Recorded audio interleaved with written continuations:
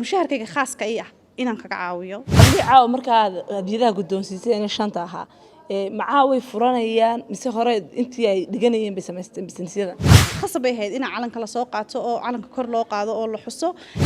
asalaamu calaykum waraxmatullaahi wabarakaatu. dhinacayga waxaa taagan injineer Naciimo Faysal oo ah macalimadii caawa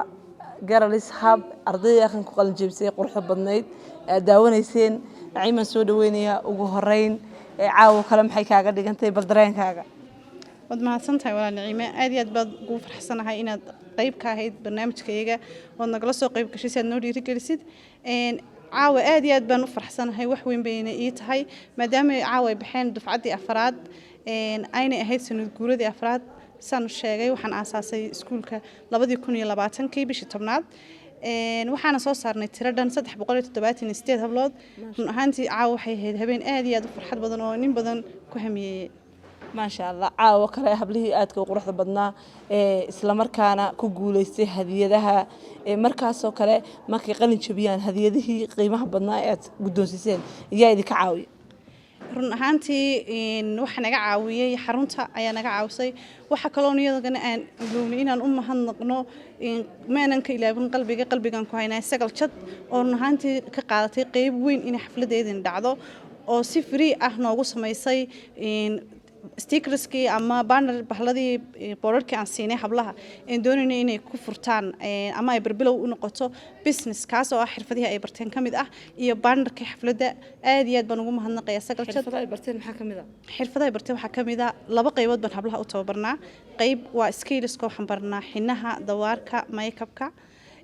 qaybna building capacity baan u sameynaa hablaha jaamacadaha ka soo graduate gareeyay dufcad baan u saarnay. waxaan baranay sida CV-ga loo qoray public speaking-ka oo run ahaantii markaan jaamacadaha ka soo baxno carqalad nagu noqota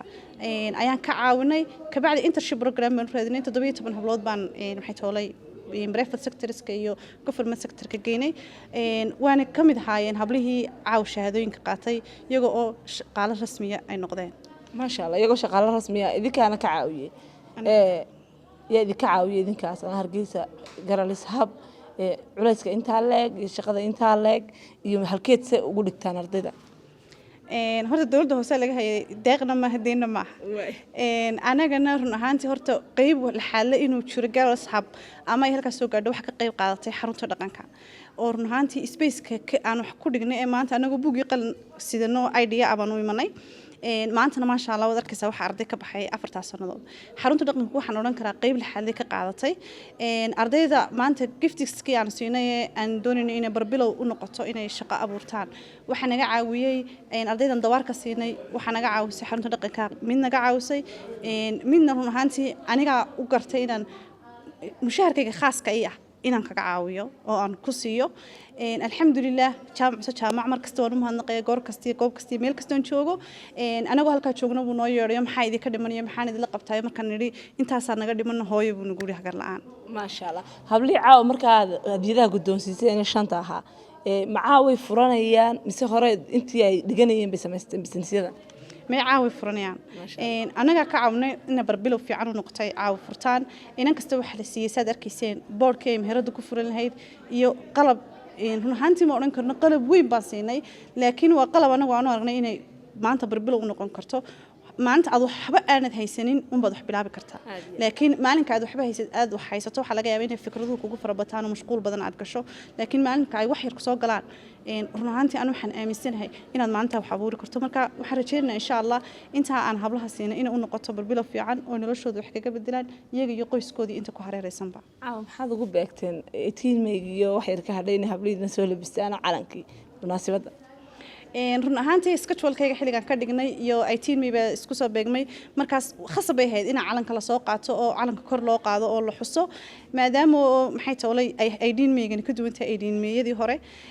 oo sanqaro badan jireen anaguna waxaan jeclaanay inaan inta ka qayb qaadano oo aan calanka kor u qaadno. run ahaantii Naciimo waxaan aad iyo aad ugu faraxsanahay inaan anigu Somaliland ku dhashay maxay toolay aan Somaliland darahay aan ku faraxsanahay aan ku qanacsanahay naf ahaantaydana aan aaminsanahay Somaliland in aniga mas'uuliyad isaaran tahay maadaama aan Somaliland aan ahay in mas'uuliyad isaaran tahay waxaan dareemayaa oo aan aad iyo aad qalbigayga gudihiisa uga dareemayaa in ay naftaydu ay mar walba jeceshahay inay wadankayga dhexdiisa ay wax ka qabato mas'uuliyad aan cidna aanay abaal kaga suganay mahadnaq mitoona inuu qabato waliba khaasatan hablaha